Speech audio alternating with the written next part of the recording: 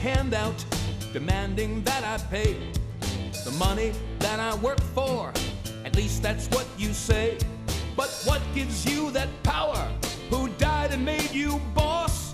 I'm barely getting by today. I can't afford that loss. So if you don't show some legal obligation that I pay, put your hand back in your pocket, turn around. Well, hello there. I'm Hartwell Broussard, and I welcome you to HELP, the program with help and a request for help. The reason help is needed is because America is in distress. If you notice in the background, the American flag is displayed upside down. When a flag is displayed upside down, it is done so as a distress signal. If you wish to confirm that, go to the United States Code, Title 36, Chapter 10, Paragraph 176A. My goal is to help you to understand why America is in distress. And hopefully you will do something to help get us out of this dire situation that we are in. For this program, I will be helping you by showing you part 1 of a video entitled Loose Change, Final Cut. But before going into that, I would like for you to know that this is a recorded program. And this help program that I am recording right now is being recorded on September the 11th, 2015. It is the 14th anniversary of 9/11. And it has been said that if people do not find out what really happened on 9/11, we are going to lose this country. So please let me help you with part 1 of this video entitled Loose Change, Final Cut.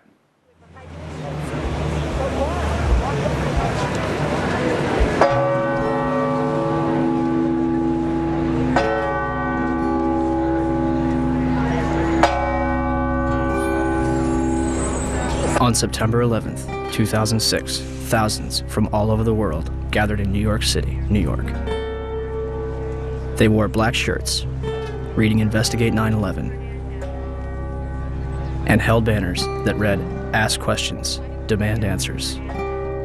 This day marked the 5th anniversary of the terrorist attacks of September 11th, 2001.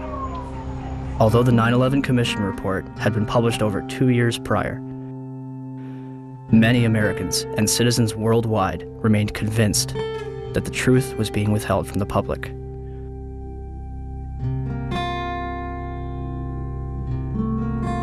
Why? Why was a growing percentage of the world population becoming increasingly skeptical of the events of September 11th? Was it a natural inclination towards believing the worst about the United States government? Or was it a legitimate concern that only grew more powerful with time?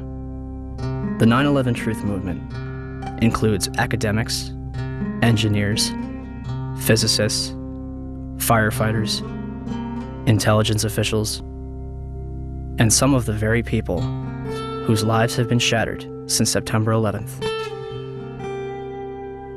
Were they all delirious? You should not be here. No, you've got it all wrong. We're honoring the fallen heroes from 9/11. That's our way. No, you're not. No, you are not. I feel so uncomfortable. I'm sorry. That next year, I'm not coming here. Or were they a concerned group of individuals taking the necessary steps to prevent the United States from slipping into its darkest era yet? Was September 11th a surprise attack on America by 19 Islamic terrorists?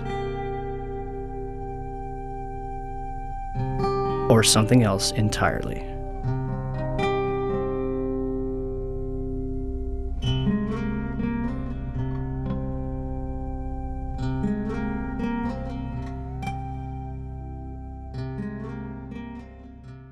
George Bush has spent an uncomfortable day with his people trying to explain away why he failed to pass on warnings the White House had received before September the 11th that terrorists were planning to hijack American aircraft.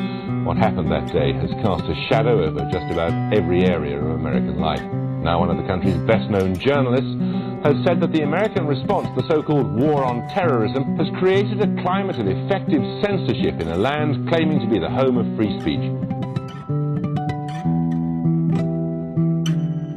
There's never been an American war, small or large, in which access has been so limited as this one.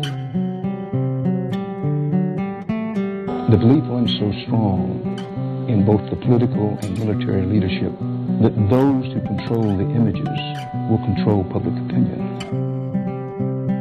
Does it suggest that there was somebody on the inside? He kind of compared it to the Godfather story, you know, where the gun was placed in the men's room.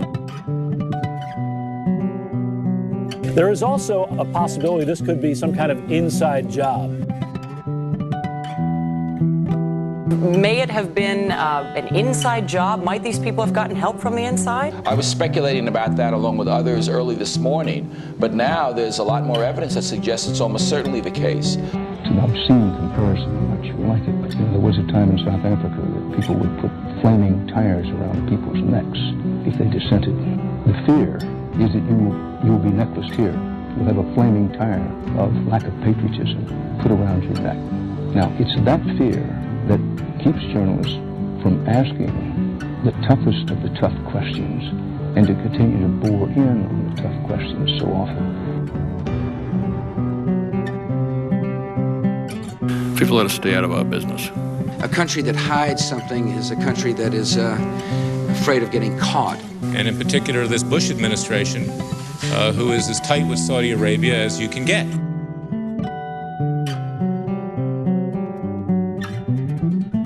The president's father used to stay with the bin Laden family when he would go to Saudi Arabia. In the past, though, the FBI has sometimes made problems worse by ignoring or denying them. FBI management intentionally and repeatedly thwarted and obstructed my attempts to launch a more comprehensive investigation to identify and to neutralize terrorists.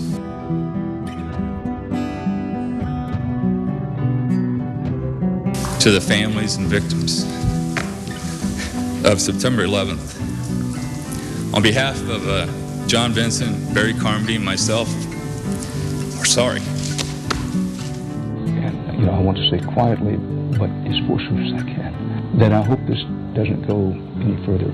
It's gone too far already. I am appalled by it.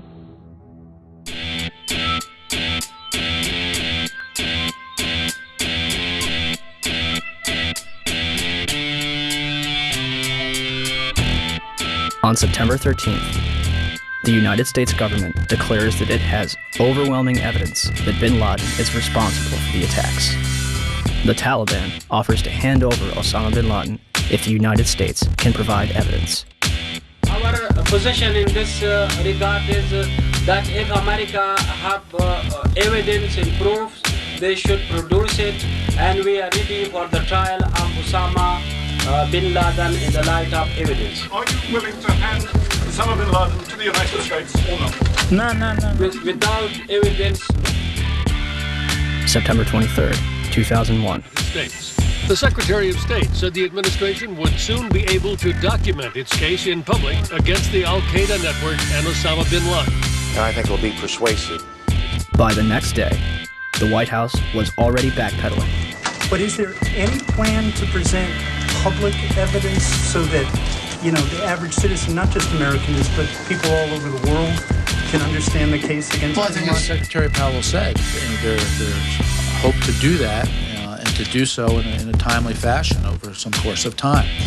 But I think the American people also understand that there are going to be times when that information cannot immediately be forthcoming, and the American people seem to be accepting of that. It seems as though you're asking everyone to trust you. This information has yet to be provided to the public. Instead of taking credit, bin Laden denies involvement in the attacks 3 times. December 13th, The Department of Defense releases a videotape allegedly discovered in a house in Jalalabad, Afghanistan. Osama bin Laden describes the attacks along with Khaled al-Harbi. American mainstream media and even President Bush would portray this videotape as absolute proof of his guilt. International establishments question the authenticity of the tape. December 26, 2001. A Taliban official claims that he has attended the funeral of Osama bin Laden. The next day, a video believed to be recorded on November 19th is broadcast, in which bin Laden praises the attack, but takes no responsibility. The next bin Laden video would not appear until October 29, 2004, days before the presidential election. The video is described as the clearest claim of responsibility for 9/11. And when questioned why bin Laden's most wanted poster does not indict him for 9/11, the chief of investigative publicity for the FBI, Rex Toome, replied, 9/11 is not mentioned on bin Laden's most wanted poster because the FBI has no hard evidence connecting Osama bin Laden to 9/11. Clearly, I couldn't really believe what I had just heard, so I repeated it. And he said, yes, that is correct. The FBI has no hard evidence connecting Osama bin Laden to 9/11. What evidence do they have? 2 bags belonging to Muhammad Atta checked in at Portland Airport but failed to make Flight 11 at Boston, containing a 757 video tour and flight manual, an Arab-English dictionary, a handheld flight computer, a Quran, and his will. Why would Atta take his will onto a plane that would be destroyed in a fiery inferno? Marwan al-Sheikh's rental car, discovered at Logan Airport, containing an Arabic flight manual, an airport restricted area pass, and documents from Huffman Aviation. Nawaf al-Hazmi's rental car, discovered at Dulles Airport, containing Muhammad Atta's instructions, a check for a flight school in Phoenix, 4 drawings of a 757 cockpit, a knife, and maps of Washington and New York. Satam al-Sakami's passport, discovered below the Twin Towers. Well, Dan, not far from here, a passerby found the passport of one of the hijackers. How does a passport fly out of a man's pocket through a 400-mile-per-hour airplane crash, survive 9,000 gallons of jet fuel, and land intact on a sidewalk 1,000 feet below? Mahed Maked and Nawaf al-Hazmi's ID cards discovered in the wreckage at the Pentagon. An ID, Saeed al-Ghamdi's passport, Ahmed al-Nami's driver's license, passport photos, and a business card found in Shanksville. The list goes on. A former high-level intelligence official commented to New Yorker magazine, "Whatever trail was left deliberately for the FBI to chase." They used hundreds of different payphones and cell phones, often with prepaid calling cards that are extremely difficult to trace. And they made sure that all the money sent to them to fund their attacks was wired in small amounts to avoid detection. Small amounts? Lieutenant General Mahmoud Ahmed, the director of the Pakistani Inter-Services Intelligence Agency, the ISI, was reported to have wired $100,000 to Muhammad Atta in August 2001. This transfer was facilitated by Saeed Sheikh, the man who allegedly kidnapped and murdered Wall Street Journal reporter Daniel Pearl, who is investigating the ties between the ISI and Islamic militants. And the Pakistanis, of course, if you know your history, have only been a couple of degrees of separation away from the so-called Al-Qaeda hijackers. The ISI has had a long-standing relationship with the Central Intelligence Agency, dating back to the 1980s with the establishment of the Mujahideen in Afghanistan, which would evolve into Al-Qaeda.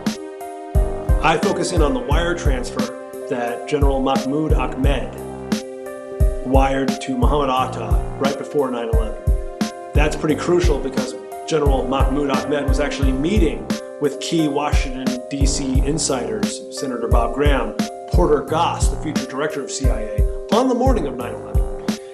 And he has a relationship not only with the CIA, but with Dick Armitage at State Department, Mark Grossman at State Department. Yes. dangerous. Are you aware of the reports at the time that ISI chief was in Washington on September 11 and on September 10, $100,000 was wired from Pakistan to these groups here in this area? And why he was here? Was meeting with you or anybody in the administration? I've not seen that report, and he was certainly not meeting with me. Yes? In the White House transcript of this exchange, which is delivered to the press, the information about the ISI is censored. Bob Graham and Porter Goss will later co-head a joint inquiry which publicly claims that the Bush administration received absolutely no intelligence that could have prevented the attacks. The meeting begins at 8 a.m. over breakfast at the Capitol building and lasts through Flight 175's impact with the South Tower. During his visit, which began on September 4th, Ahmed would also meet with the present CIA director, George Tenet. A month later, after reports of the transfer between himself and Atta, Mahmoud Ahmed retires from the ISI. The 9/11 Commission report will later conclude that they saw no evidence that any foreign government or foreign government official supplied any funding. The Commission decided not only to omit the information, but to deny it entirely. On 172, page 172 of your report, the 911 report, you state, quote, "The U.S. government has not been able to determine the origin of the money used in the 911 attacks. Ultimately, the question is of little practical significance," end quote. How can you state that the question of who bankrolled the deaths of 3,000 American people on September 11th is, quote, of little practical significance? Because it costs so little money. That's the awful thing about it. It costs less than $500,000. That's why it was so hard to trace. We were able to find pieces of the $500,000, but it came in very small pieces. And you said earlier $500,000 to do the 9/11 operation. Well, we know that $100,000 was wired to Muhammad Atta directly from the head of Pakistani ISI. Well, I'm not aware of $100,000, but the Pakistan, I think, is the most dangerous country in the world. Why was there such a vested interest in covering up the transaction between the ISI and Muhammad Atta? And let's talk about that wire transfer, because Governor Kane had no basis for denial, because the FBI and the Wall Street Journal confirmed the General Mahmoud Ahmed wire transfer I'm talking about. But the 9/11 Commission deliberately said that funding is not important and assigning blame is not important to them, but it is to us.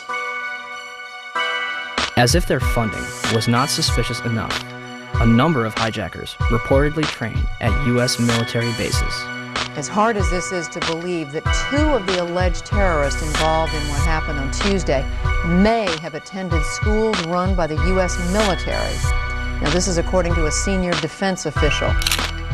Ahmed al-Nami, Ahmed al-Ghamdi, and Saeed al-Ghamdi listed their address on both driver's licenses and car registrations as the Naval Air Station in Pensacola, Florida. Muhammad Atta reportedly graduated from the U.S. International Office School at Maxwell Air Force Base in Alabama. In response to a Freedom of Information Act, Captain Jason Taylor confirmed that a Muhammad Atta trained there between 1998 and 1999, but did not verify if it was the same person. Abdulaziz Al-Amari attended Brooks Air Force Base in San Antonio, Texas. Saeed al-Ghamdi and others attended the Defense Language Institute in Monterey, California, as confirmed by Lieutenant Colonel Steve Butler, Vice Chancellor for Student Affairs. American media ceases investigation when the Air Force says, "We are probably not talking about the same people." Two of the hijackers, Nawaf al-Hazmi and Khalid al-Madar, rented an apartment from and lived with an FBI informant. Curiously, a number of them were reported to still be alive after the attack. Finally, we were led to believe that the alleged hijackers were fundamentalist Muslims spending their final days preparing for paradise. Yet, in the week before the attacks, a number of them would drink, visit strip clubs, and solicit prostitutes. By all accounts, Atta and his cousin kept to themselves, except for last Thursday at this bar in Hollywood, Florida. It's believed both men came in, drank heavily, and then refused to pay the bill. And the guy got like very, very offended, and he said to me, he said, "Oh, I can pay my bill. I'm an airline pilot." And I was like, okay. Mahed Maked is spotted several times at a porn shop. Hamza Al-Ghamdi ordered a porno in his hotel on September 10th. The mayor of Paterson, New Jersey, states that they are spotted more at go-go clubs than at mosques. Regardless of their actions, some of the hijackers' presence was known as early as 2000. What did we know? What you've just seen is part 1 of a video entitled Loose Change Final Cut. Please watch for part 2 in a future program. And now, before ending this program, I would like to mention that I am a dragline operator. A dragline is an excavating piece of equipment. Whenever a drainage ditch stops up, and the drainage ditch just don't let the water go when it rains a lot and the land floods, people call me up to clean the drainage ditch so when it rains, the water can get off of their land. Also, when a rice farmer's pump slip stops up and he cannot get water to his pump to flood his rice, they call me up to clean their pump slip so they can get water on their rice and make a good crop of rice so you and I can eat rice. Well, a few years ago I was working in an area where they had rice fields, and I talked with the rice farmer, and I explained to him that there are people called the Bilderbergers. Well, he had never heard of the Bilderbergers, so I gave him a copy of this video entitled Endgame. And that's been years ago. Like I mentioned, years ago I gave him a copy of this video entitled Endgame, which covers the Bilderbergers. I am now working in the area of this rice farmer again, and I talked with him about the Bilderbergers, and he was embarrassed to admit that the video is somewhere in his house and he never watched it. Whenever I first gave him that video years ago, I explained to him that famine is coming to this land. Whenever he stops farming rice, you and I, and including him, will stop eating rice. Unless, if we get our rice from China, we're getting everything else from China, so why not get our rice from China? I don't know if it's going to work that way. But I want you to think about this.